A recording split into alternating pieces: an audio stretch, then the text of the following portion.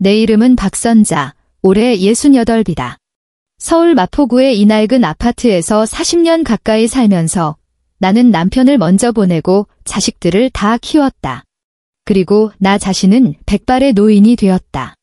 창밖의 은행나무는 내가 처음 이사 왔을 땐 작은 묘목에 불과했지만 이제는 고개를 한껏 젖혀야 끝이 보일 만큼 거목으로 자라 내 반평생을 묵묵히 지켜봐 주었다. 추석날이었다. 동이 트기도 전에 잠에서 깼다. 나이 든 사람은 잠이 없다더니 특히나 온 가족이 모이는 이런 명절에는 마음속에 품은 걱정거리 때문인지 좀처럼 잠을 이룰 수가 없다. 나는 익숙하게 앞치마를 두르고 지난 수십 년간의 모든 명절이 그러했듯 차례상과 가족 잔치에 올릴 음식을 준비하기 시작했다. 이내 부엌에는 송편지는 달콤한 내음과 각종 전 부치는 고소한 기름 냄새가 진동했다. 소고기 묵국은 냄비에서 보글보글 김을 내며 끓고 있었고 잡채에 들어갈 시금치와 당근, 버섯도 모두 손질을 마쳐 마지막에 참기름으로 버무리기만 하면 됐다. 나는 분주하게 손을 놀리면서도 속으로 이런저런 계산을 하고 있었다. 큰아들 민준이와 며느리가 손주를 데리고 오고 딸 서연이와 사위가 외손녀를 데리고 오면 상다리가 휘어지게 차린 식탁에 둘러앉아 얼마나 시끌벅적할까. 아이들이 좋아하는 소불고기와 매운 돼지갈비찜도 일부러 넉넉하게 준비했다. 녀석들이 문을 열고 들어서자마자 이 익숙한 냄새를 맡고는 어릴 때처럼 엄마, 배고파요 하고 외치는 모습을 상상하면서 하지만 나를 기다린 것은 초인종 소리가 아니라 연이어 걸려오는 전화벨 소리였다. 첫 전화는 아들 민준이에게서 왔다. 수화기 너머로 들려오는 목소리는 몹시 피곤해 보였고 배경은 시끄러운 걸 보니 사무실인 듯 했다. 엄마, 정말 죄송해요. 회사에 갑자기 하늘이 두 쪽 나도 꼭 해야 할 일이 생겼어요. 아주 중요한 미국 바이어가 갑자기 방문해서 오늘 꼭 접대해야 하거든요. 도저히 빠질 수가 없네요. 서연이네랑 먼저 식사하세요. 저 기다리지 마시고요. 수화기를 든 채 멍하니 서 있는데 프라이팬에 기름이 치익 소리를 내며 손등에 튀었다. 따끔했다. 나는 하고 짧게 대답하고는 말했다. 일이 중요하지. 그럼 밥은 꼭 챙겨 먹어라. 알았어요. 알았어. 아들의 목소리에는 빨리 전화를 끊고 싶어하는 조급함이 묻어났다. 엄마, 바빠서 그러는 거 이해하시죠? 이해하고 말고 당연히 이해하지. 내가 달리 무슨 말을 할 수 있을까? 아들 앞날이 제일 중요한 것을. 그 전화를 끊고 얼마 지나지 않아 딸 서연이에게서도 전화가 왔다. 딸의 목소리는 아들보다도 더 다급하게 들렸다. 엄마, 큰일 났어요. 우리 유나가 갑자기 열이 40도 가까이 올라서 저랑 애 아빠랑 지금 애 데리고 응급실로 달려가는 중이에요. 오늘 가기는 틀렸어요. 절대 저희 기다리지 마세요. 나는 가슴이 철렁 내려앉아 다급하게 물었다. 애는 괜찮으냐? 심각한 거니? 아직 몰라요. 의사 선생님이 보고 계세요. 아휴, 엄마, 일단 끊을게요. 여기 너무 정신없어요. 아무튼 엄마 혼자라도 식사 꼭 챙겨 드세요. 저희 신경 쓰지 마시고요. 엄마, 너무 정신없어서 그래요? 이해하시죠? 똑같은 핑계, 똑같은 마무리였다. 전화가 끊긴 부엌에는 환풍기가 돌아가는 윙 소리만 요란했다. 나는 가스레인지에 불을 끄고 조리대에 정성껏 차려놓은 음식들을 바라보았다. 마음속에 피어오르던 온기도 조금씩 식어갔다. 왁자지껄한 웃음소리를 기대했던 집은 정막만이 감돌았다. 나 혼자 텅 빈 식탁을 마주하고 앉았다. 식탁 위에는 좋기 10명은 먹고도 남을 음식들이 가득했다. 나는 묵묵히 차례상을 차리고 남편의 영정사진 앞에 공손히 절을 올렸다. 마음속으로 되뇌었다. 여보, 애들이 다들 바쁘다네요. 올해는 나 혼자 당신 곁을 지켜요. 향로에서 피어오른 푸른 연기가 싸늘한 공기 속으로 흩어졌다. 마치 소리 없는 한숨처럼. 통 입맛이 없어 잡채만 두어 젓가락 깨작이다가 남은 음식들을 전부랩으로 꼼꼼히 싸서 냉장고에 넣었다. 음식으로 가득 찬 냉장고가 꽉 막힌 내 마음 같았다. 밤이 되어 분리수거 쓰레기를 들고 아래층으로 내려갔다. 아파트 쓰레기장 옆에서 야간 근무를 서시는 김경비 아저씨와 마주쳤다. 정이 많은 분이라 나를 볼 때마다 늘 살갑게 인사를 건네곤 했다. 어르신, 명절 잘 보내셨어요. 오늘 댁에 손님들 많이 오셔서 시끌벅적했겠네요. 그가 웃으며 물었다. 나는 애써 입꼬리를 올리며 대답했다. 애들이 다들 바빠서 못 왔어요. 김경비 아저씨는 순간 당황한 듯 하더니 이내 무언가 생각났다는 듯 나를 위로했다. 에이, 요즘 젊은 사람들이 다 그렇죠 뭐. 다들 먹고 살기 바빠서 마음대로 안 되는 거죠. 근데 아드님은 참 효자예요. 요즘 자주 어르신 뵈러 오던데요. 나는 마음이 덜컥해 물었다. 민준이요? 그 애 몇 달 전부터 부산으로 출장 갔다고 하던데요. 부산이요? 김경비 아저씨는 의아한 표정을 지었다. 아닌데요. 지난주에도 제가 여기서 봤는데 이 아파트 아래 서 있더라고요. 웬 양복 입은 사람들 2명이랑 같이 있었는데 부동산 중개인 같았어요. 얘기하는 걸 얼핏 들었는데 이 집이 위치도 좋고 학군도 좋아서 좀 낡긴 했어도 비싸게 팔 수 있을 거라고 하더라고요. 그때는 아드님이 어르신 새 집으로 이사시켜 드리려고 저러나 보다 했죠. 김경비 아저씨의 말은 마치 망치처럼 내 가슴을 사정없이 내리쳤다. 머릿속이 휑하고 울리며 새하여졌다. 지난주 부동산 중개인을 데리고 비싸게 팔 수 있다고? 민준이는 분명 부산에서 큰 프로젝트를 맡아 반년은 그곳에 머물러야 해서 영상 통화할 시간조차 없다고 했었다. 손에 들고 있던 쓰레기 봉투가 툭 하고 바닥으로 떨어졌다. 안에 있던 병과 캔들이 요란한 소리를 내며 굴러다녔다. 나는 아무것도 알아채지 못한 채 그저 멍하니 서 있었다. 밤바람이 뼛속까지 시리게 불어왔다. 알고 보니 소위 말하는 미국 바이어도 부산 출장도 모두 새빨간 거짓말이었던 것이다. 그들은 바빠서 집에 못 온 게 아니었다. 내 등 뒤에서 내가 유일하게 몸 누일 곳인 이 집을 어떻게 처분할지 계산하느라 바빴던 것이다. 그 순간 내가 세상에서 가장 우스운 광대가 된 것 같았다. 내 모든 것을 쏟아부어 키운 자식들이 마음에 품고 있던 것은 홀로 남은 늙은 어미가 아니라 집의 가격이었던 것이다. 다음 날 나는 뜬 눈으로 밤을 새웠다. 눈은 온통 핏발로 가득했지만 정신은 그 어느 때보다 또렷했다. 나는 가장 점잖은 외출복으로 갈아입고 집에서 가장 가까운 국민은행으로 향했다. 은행 창구 직원에게는 적금을 하나 들고 싶다고 말했다. 물론 핑계였다. 대기석 소파에 앉아 오가는 사람들을 보며 잠시 후에 내가 해야 할 말들을 마음속으로 몇 번이고 연습했다. 내 차례가 되어 마주 앉은 직원은 이 대리라고 자신을 소개한 꽤나 똘똘해 보이는 젊은 남자였다. 그는 내 나이를 보더니 유난히 상냥하고 친절한 태도를 보였다. 나는 슬쩍 운을 뗐다. 이 대리님, 보세요. 나 같은 늙은이가 낡은 집 한 채 붙들고 혼자 살고 있는데 자식들은 다들 바쁘고 앞으로 노후가 걱정이네요. 이 대리는 즉시 내 의도를 알아차렸다. 그는 미소를 지으며 서랍에서 안내 책자 하나를 꺼내 내게 건넸다. 어르신, 그런 상황이시면 저희 은행에 딱 맞는 상품이 있습니다. 주택연금이라고 하는데요. 주택연금, 생전 처음 들어보는 말이었다.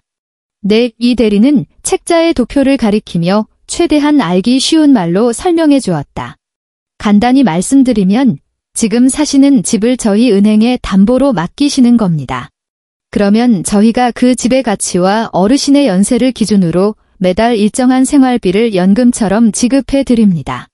이 돈은 어르신께서 돌아가실 때까지 계속 지급되고요. 가장 중요한 건 지금처럼 이 집에서 계속 사실 수 있다는 겁니다. 생활에 아무런 변화가 없으세요. 나는 귀가 솔깃해져서 캐물었다. 그럼 내가 죽고 나면요? 그 집은 어떻게 되는 거죠? 어르신께서 돌아가시면 저희 은행이 이 주택을 처분해서 그동안 지급해드린 연금 총액을 정산합니다. 만약 집을 처분한 돈이 남으면 그건 모두 법적 상속인, 즉 자제분들께 돌아갑니다. 만약 부족하더라도 그 차액은 저희 은행이 부담하고 절대로 자제분들께 청구하지 않습니다. 이 대리가 덧붙였다. 다시 말해, 어르신께서는 집의 미래 가치를 가지고 현재의 안정되고 풍족한 노후 생활을 보장받으시는 겁니다. 이 집의 미래 소유권은 자제분들과 직접적인 관계가 없어지는 거죠.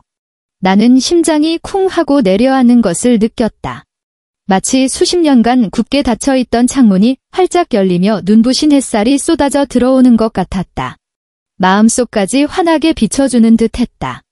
자식들 눈치 볼 필요도 없고 그들이 언제 집 때문에 나를 내쫓을지 걱정할 필요도 없다.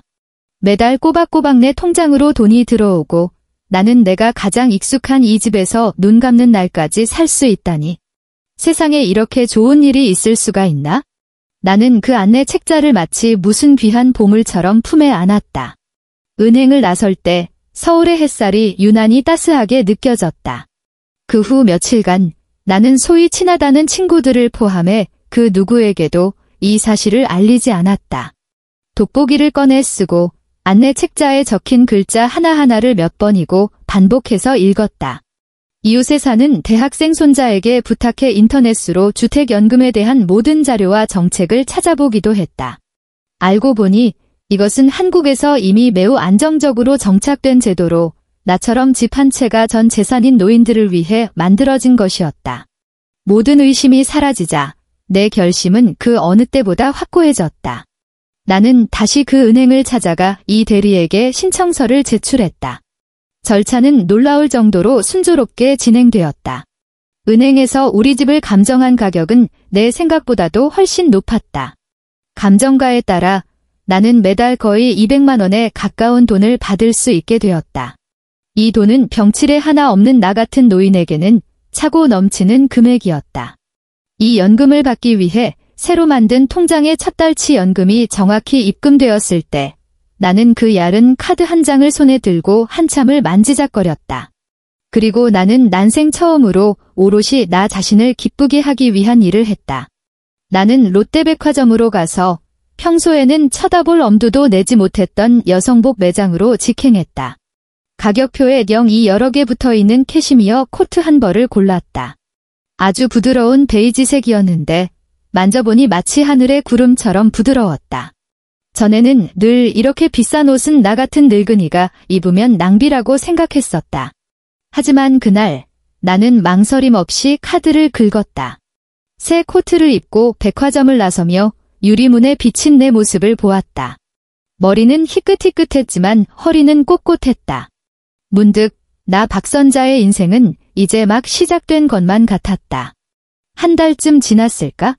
내가 이런 평온하고 안락한 새 생활에 거의 적응했을 무렵 아들 박민준과 딸 박서연이 아무런 예고도 없이 나란히 집으로 쳐들어왔다.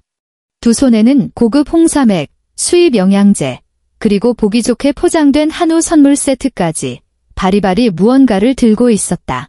문이 열리자마자 나는 아주 오랜만에 보는 걱정해주는 척하는 살가운 웃음이 그들 얼굴에 걸려 있었다. 엄마, 저희 왔어요. 요즘 건강은 어떠세요? 날 추워지는데 무릎은 괜찮으시고요. 민준이가 신발을 갈아 신으며 살갑게 물었다. 서연이는 과장되게 코를 킁킁거리며 말했다. 엄마, 지금 입고 계신 이 코트 진짜 예쁘다. 옷감이 장난 아닌데 어디서 사셨어요? 꽤 비쌌겠는데요? 나는 새로 산 베이지색 캐시미어 코트를 입고 거실에서 난초에 물을 주고 있었다. 나는 몸을 돌려 무심한 눈으로 그들을 바라보았다. 속은 환히 들여다보이는 듯했다. 평소에 없던 호의를 베푸는 데는 다 꿍꿍이가 있는 법이다. 이 낡은 속담이 내 두 자식에게 이토록 잘 어울릴 줄이야.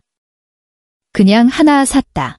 늙으니까 따뜻한 게 최고더라 애나는 말을 아끼고는 부엌으로 가 그들에게 차를 내주었다. 그들은 소파에 앉아 민준이는 자기가 어릴 때부터 자란 이 집을 구석구석 훑어보았다. 그 눈빛에는 뭐라 설명할 수 없는 탐색과 계산이 담겨 있었다. 서연이는 쉴 새 없이 화제를 만들어냈다. 딸 유나의 병은 진작에 다 나았는데 그날은 자기가 너무 예민했다느니 요즘 시어머니가 또 어떻게 자기를 못살게 구는지 떠들었다. 말의 행간에는 시댁살이가 힘드니 친정의 도움이 절실하다는 암시가 깔려 있었다. 나는 끓인 보리차를 그들 앞에 놓아주고 맞은편 1인용 소파에 앉았다. 조용히 그들이 본론으로 들어가기를 기다렸다. 역시나 안부 인사가 몇 마디 오가고 나자 민준이가 헛기침을 한 번 하더니 얼굴에서 미소를 거두고 진지하고 간절한 표정을 지었다. 엄마, 실은 오늘 드릴 말씀이 있어서 왔어요. 중요한 일이에요. 그는 잠시 말을 고르는 듯 뜸을 들였다. 아시겠지만 제가 요즘 아주 큰 프로젝트를 진행하고 있잖아요. 초기에 투자한 돈이 많은데 지금 가장 중요한 시점에서 자금 회전이 좀 어렵게 됐어요. 나는 찻잔을 들어 위에 뜬 보리알을 후후 불어내며 아무 말도 하지 않았다. 내가 반응이 없자 민준이는 말을 이었다. 아무리 생각해도 지금 저를 도와주실 분은 어머니밖에 없어요. 엄마, 제 말 좀 들어보세요. 이 낡은 집, 어머니 혼자 사시기엔 너무 썰렁하고 넓잖아요. 청소하기도 힘드시고. 그러니 이 집을 파는 게 어떨까요? 드디어 나왔다. 나는 속으로 냉소를 지었지만 표정은 조금도 바꾸지 않았다. 내가 여전히 말이 없자 그의 목소리는 더욱 다급해졌다. 걱정 마세요. 집 팔면 제가 바로 경기도 쪽에 환경 좋은 아파트를 얻어 드릴게요. 노인분들 위해 지어진 엘리베이터도 있고 단지 안에 복지회관도 있는 그런 곳으로요. 남는 돈은 일단 제게 급한 대로 빌려주세요. 이 프로젝트만 성공하면 제가 2배로 갚을게요. 그때는 제가 장담하는데 훨씬 더 크고 좋은 새 아파트로 사드릴게요. 그의 옆에 있던 서연이가 즉시 추임새를 넣듯 거들었다. 맞아요, 엄마. 오빠도 다 우리 가족 잘 되자고 이러는 거잖아요.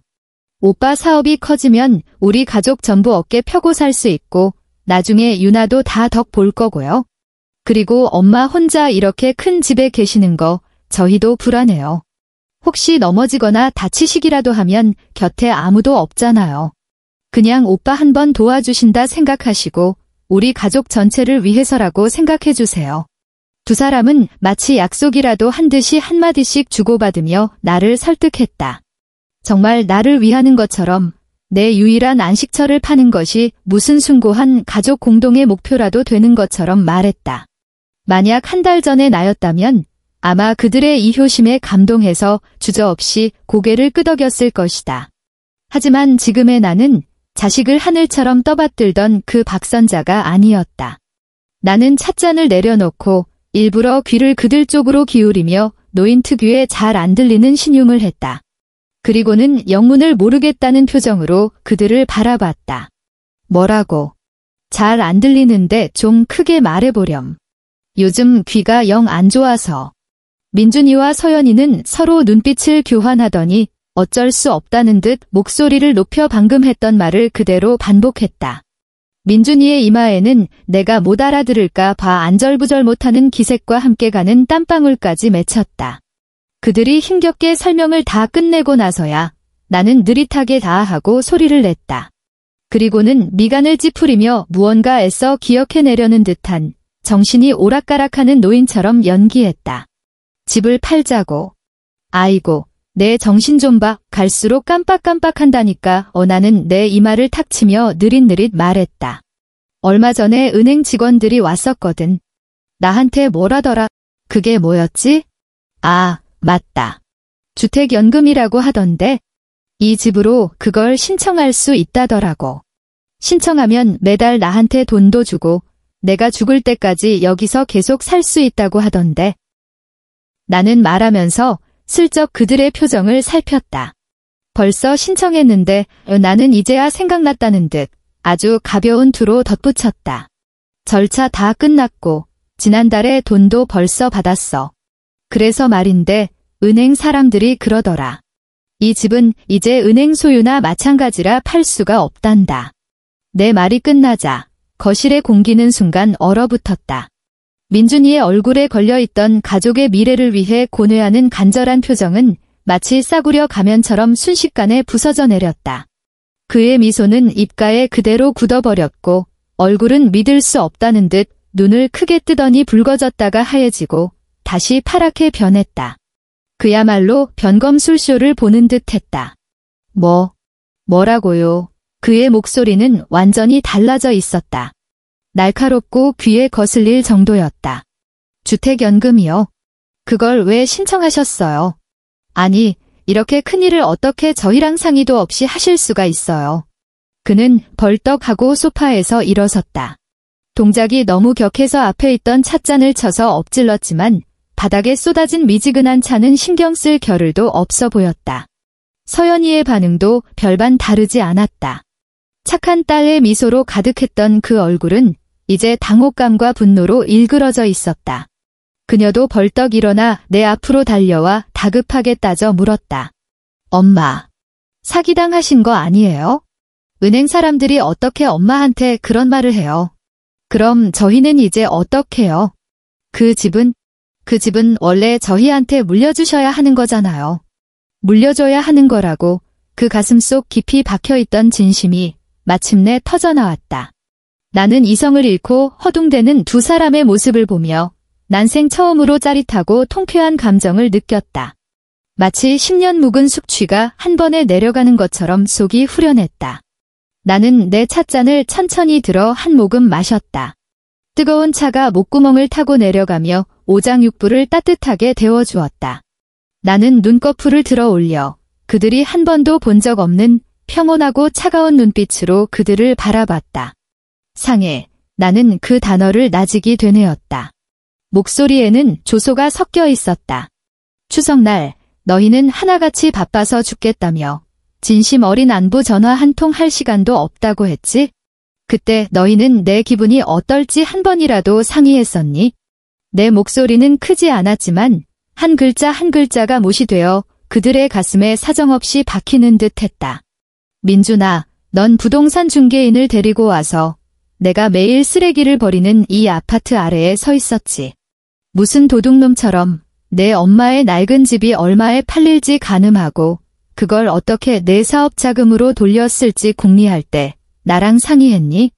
민준이의 얼굴은 시뻘겋게 달아올랐고 입술을 파르르 떨며 한마디도 대꾸하지 못했다. 자신이 아무도 모를 거라 생각했던 계획을 내가 이미 알고 있으리라고는 꿈에도 생각지 못했을 것이다. 내 시선은 서연이에게로 향했다. 그녀는 새하얗게 질린 얼굴로 내 시선을 피했다. 서연아, 넌 오빠가 우리 가족을 위해서라고 했지? 나 혼자 사는 게 불안하다고도 했고. 그럼 너희 둘 중에 단 한 사람이라도, 단 한 번이라도 진심으로 내게 물어본 적 있니? 엄마, 혼자 계시면 외롭지 않으세요? 엄마, 저희가 곁에 있어 드릴까요? 너희는 그런 적 없어.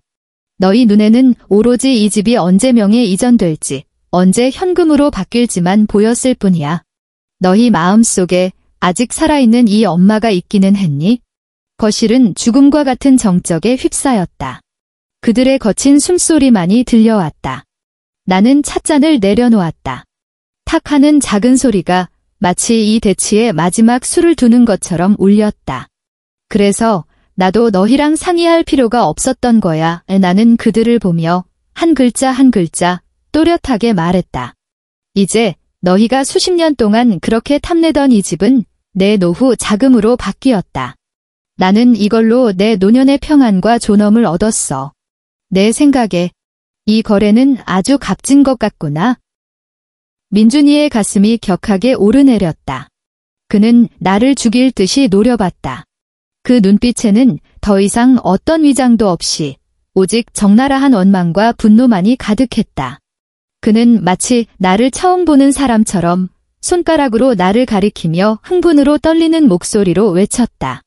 어머니, 정말 노망나셨군요. 미쳤어요. 어머니 혼자 잠시 편하자고 자식들 앞길을 막으시는 겁니까? 앞길, 나는 차갑게 웃으며 자리에서 일어났다. 그리고 창가로 걸어가 40년 가까이 내 곁을 지켜준 은행나무를 바라봤다.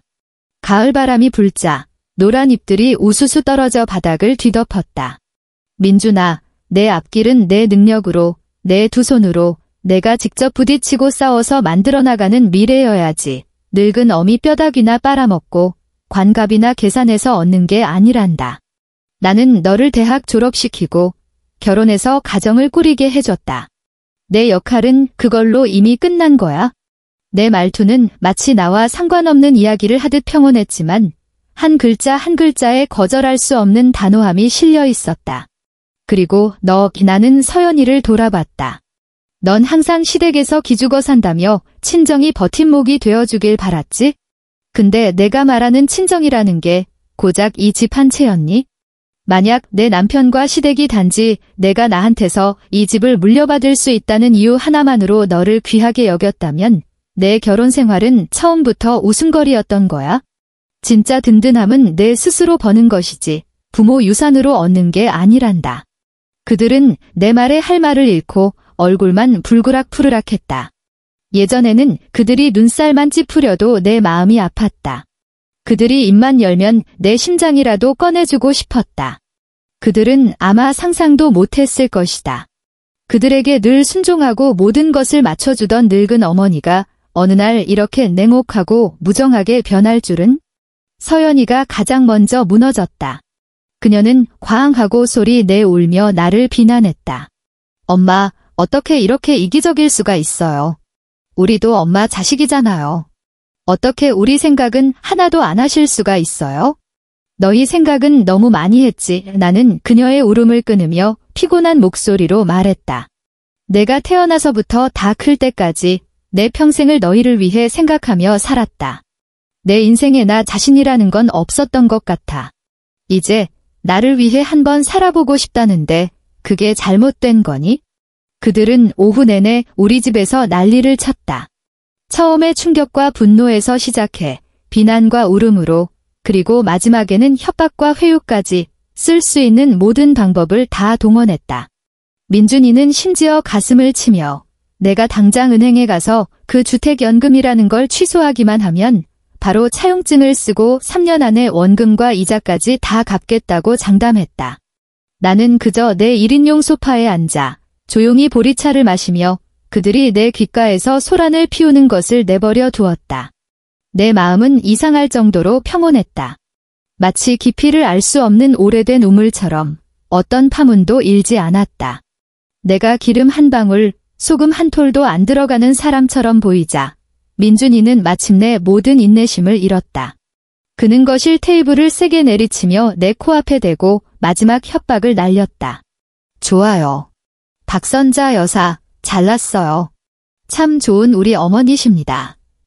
그깟 연금이나 끌어안고 평생 외롭게 혼자 사세요. 앞으로 저희가 어머니 보러 오나 봐요. 그냥 저희는 죽었다고 생각하세요? 그 말을 마치고 그는 아직도 훌쩍이고 있는 서연이를 잡아 끌고는 뒤도 돌아보지 않고 문을 박차고 나갔다. 쾅 하는 거대한 소리와 함께 온 집이 흔들렸다. 세상이 드디어 조용해졌다. 나는 굳게 닫힌 문과 텅 빈 거실, 그리고 바닥에 흥건한 채 이미 식어버린 찬물을 바라봤다. 눈물은 나지 않았다. 심지어 슬픔 한 조각도 느껴지지 않았다. 오히려 수십 년간 짊어지고 있던 무거운 짐을 내려놓은 것처럼 길고 깊은 안도의 한숨이 나왔다. 그날 이후 내 인생은 새로운 장을 열었다. 내가 가장 먼저 한 일은 은행에서 받은 연금의 일부를 가지고 동네 주민센터 문화강좌에 등록한 것이었다. 서예반과 노인들을 위한 여행 동호회에 가입했다. 젊었을 때 나는 사실 글씨 쓰고 그림 그리는 것을 꽤 좋아했다. 하지만 먹고 사는 문제 때문에, 자식들 때문에 그런 취미는 까맣게 잊고 산 지 오래였다. 이제 나는 마침내 그것들을 다시 시작할 수 있게 되었다. 나는 또한 인테리어 업체를 불러 거의 40년을 산 이 낡은 집을 안팎으로 완전히 새롭게 단장했다. 반평생을 써서 모서리가 다 닳아버린 낡은 가구들, 내 고생과 희생의 기억이 묻어있는 물건들을 나는 모두 일꾼들에게 드러내 달라고 했다. 밝고 심플한 북유럽 스타일의 가구로 바꾸고 새로운 스마트 TV를 샀으며 심지어 나만을 위한 작은 홈시어터까지 설치했다. 집 전체가 완전히 새로워졌다. 마치 지금의 내 기분처럼. 집을 수리하는 동안 나는 근처 레지던스 호텔에 잠시 머물렀다. 누군가를 돌보기 위해서가 아니라 순전히 나 자신의 편의를 위해 그렇게 깨끗하고 정돈된 곳에 머무는 것은 처음이었다. 매일 아침 눈을 뜨면 커튼을 젖히고 서울의 도시 풍경을 볼 수 있었다. 누구를 위해 아침밥을 차려야 할지, 집안일을 걱정할 필요도 없었다. 그 기분은 이루 말할 수 없이 가뿐했다. 나는 또한 스마트폰 사용법을 열심히 배우기 시작했다. 예전에 내 휴대폰은 전화하고 문자 메시지를 보내는 것이 전부였다. 이제 나는 서예반에서 만난 나보다 더 신세대인 언니들과 함께 메신저 앱을 사용하고 온라인 쇼핑을 하고 지도 앱으로 길을 찾고 심지어 간단한 사진 보정까지 배우게 되었다. 내 삶은 갑자기 다채로워졌다. 매주 화요일과 목요일 오전에는 주민센터에 가서 서예 수업을 들었다. 선생님은 내가 늦게 시작했지만 재능이 있어서 쓴 글씨에 기품이 있다고 칭찬해 주셨다. 나는 내 작품을 사진으로 찍어 우리 실버 시스터즈 단체 채팅방에 올렸고 그럴 때마다 수많은 좋아요를 받았다. 매달 나는 여행 동호회와 함께 근교로 여행을 떠났다. 춘천에 가서 남이섬의 단풍을 보고 속초에 가서 신선한 회를 먹었으며 강릉의 바닷가 카페에서는 젊은이들처럼 커피를 마시며 바다를 보고 수다를 떨며 오후 내내 앉아있기도 했다. 우리 할머니들은 제잘제잘 젊은이들보다 더 활기가 넘쳤다. 우리는 서로 사진을 찍어주고 각자의 SNS 계정에 올렸다. 제목은 나는 어제보다 절따로. 나는 예전에는 아까워서 가보지도 못했던 레스토랑과 카페를 찾아다니기 시작했다. 된장찌개와 김치 말고도 세상에는 맛있는 음식이 이렇게나 많다는 것을 깨달았다.